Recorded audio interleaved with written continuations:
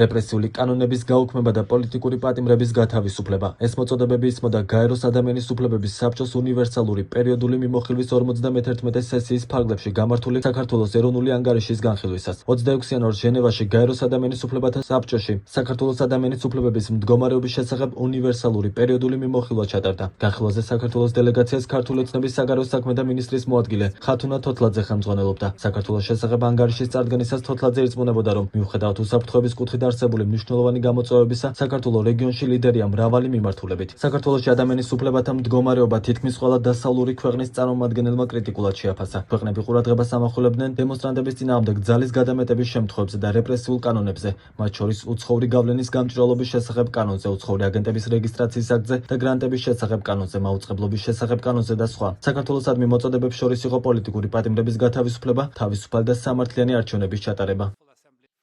სურს შემდეგი რეკომენდაციები გავცეთ. უზრუნველყავით სამართლებრივი ჩარჩო, რომელიც საშუალებას იძლევა პოლიტიკური პლურალიზმის, პატივისცემისა და თავისუფალი და სამართლიანი არჩევნების ჩატარების. უზრუნველყავით მედია თავისუფლება და მედია პლურალიზმი. უზრუნველყავით გამოხატვის თავისუფლების მშვიდობიანი შეკრებისა და შეკრების უფლებების სრული პატივისცემა. გაათავისუფლეთ პოლიტიკური მიზეზებით დაკავებული ყველა პირი და უზრუნველყავით სამართლიანი სასამართლოს უფლებით სარგებლობა. იბრძოლეთ ძალადობისა და დისკრიმინაციის ყველა ფორმის წინააღმდეგ, მათ შორის გენდერისა და სექსუალური ორიენტაციის საფუძველზე არსებული ძალადობის. უზრუნველყავით LGBT+ პირების ფუნდამენტური უფლებებისა და თავისუფლებების დაცვა.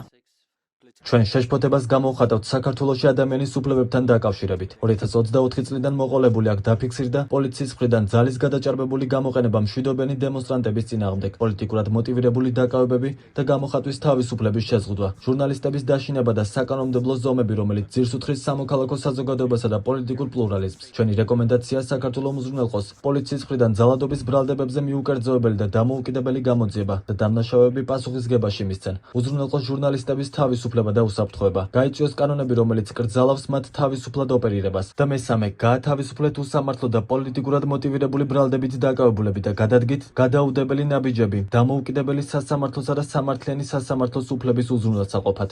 რეკომენდაციები წარმოადგინა პოლონეთმაც. პოლონეთის წარმომადგენელმა მიროსლავ ბროილომ თქვა, რომ საქართველოს მიმართ პოლონეთის რეკომენდაცია გააუქმოს ფარა, რომელიც ძირს უძღვის გამოხატვისა და შეკრების თავისუფლებას. გამოხატვის თავისუფლებისა და სამოქალაქო საზოგადოების დამოუკიდებლობის უზრუნველყოფაზე გააკეთა აქცენტი პორტუგალიის წარმომადგენელმა. რუმინეთის წარმომადგენელმა სორანა პოპამ კი თქვა, რომ რუმინეთი შეშფოთებულია სამოქალაქო საზოგადოების მიმართ განხორციელებული დევნითა და შეკრებისა და გამოხატვის თავისუფლების შეზღუდვებით, რაც უახლესი საკანონმდებლო ცვლილებით გამყარდა. რუმინეთმა მოუწოდა საქართველოს გამოიძიოს დემონსტრანტებისა და ჟურნალისტების მიმართ არასათანადო მოპყრობა, წამება და ძალაუფლების გადაჭარბებით გამოყენება და პასუხისგებაში მიეცეს ყველა დამნაშავე პირი. საქართველოს შესახებ ისაუბრეს ასევე უკრაინამ და ნორვეგიამაც. კონსტრუქციული ჩართულობის სულისკვეთებით ჩვენი რეკომენდაცია, რომ საქართველომ გააუქმოს უცხოური გავლენის გამჭვირვალობის შესახებ კანონი და უცხოური აგენტების რეგისტრაციის აქტი. გაათავისუფლოს ყველა პოლიტიკური პატიმარი, გააუქმოს საჯარო სამსახურის შესახებ კანონში შეტანილი რეგრესიული ცვლილებები და სამართლებრივი ჩარჩო ადამიანის უფლებების საერთაშორისო სტანდარტებს შეუსაბამოს.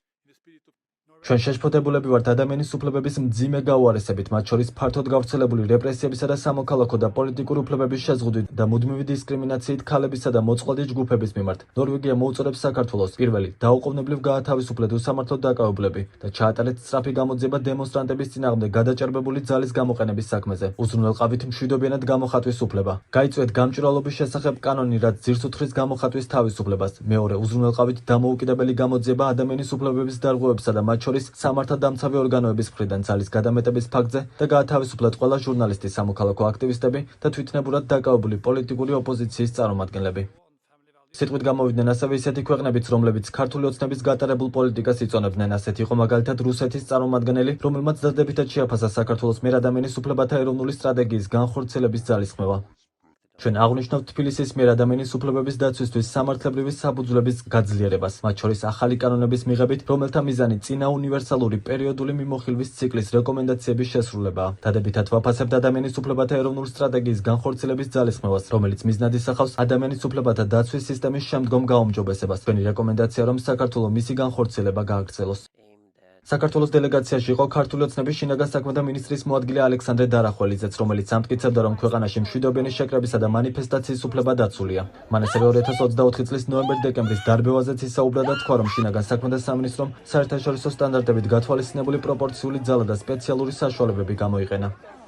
სურს კიდევ ერთხელ დავადასტუროთ, რომ საქართველოში მშვიდობიანი შეკრებისა და მანიფესტაციის უფლება სრულად არის გარანტირებული საქართველოს კონსტიტუციითა და შესაბამისი კანონმდებლობით. ამ კონტექსტში მოგახსენებთ, რომ 2024 წლის 28 ნოემბრიდან მიმდინარეობს საპროტესტო აქციები და როგორც თავად აქციის მონაწილეები აცხადებენ, 425 დღე ისინი პროტესტის რეჟიმში არიან. ის ფაქტი, რომ 425 დღე ნებისმიერ პირს შეუძლია სახელმწიფოს ძირითად საკანონმდებლო ორგანოსთან შეიკრიბოს და გამოხატოს პროტესტი ნებისმიერ საკითხზე, ნათლად მიუთითებს, რომ საქართველოში სრულად არის დაცული მშვიდობიანი შეკრების უფლება. რაც შეეხება 2024 წლის ნოემბრის ბოლოსა და დეკემბრის დასაწყისში განვითარებულ მოვლენებს, ეს იყო არა მშვიდობიანი, არამედ კარგად ორგანიზებული ძალადობრივი აქტი, რომელიც დასაწყისიდანვე მიზნად ისახავდა სახელმწიფო გადატრიალებას და საქართველოში ხელისუფლების დამხობას. შინაგან საქმეთა სამინისტროს შესაბამისმა დანაყოფებმა გამოიყენეს საერთაშორისო სტანდარტებით გათვალისწინებული პროპორციული ძალა და სპეციალური საშუალებები. ჩვენ ვიმოქმედეთ ზუსტად იმავე სტანდარტით, რითაც მოქმედებს მრავალი ევროპული ქვეყნის პოლიცია.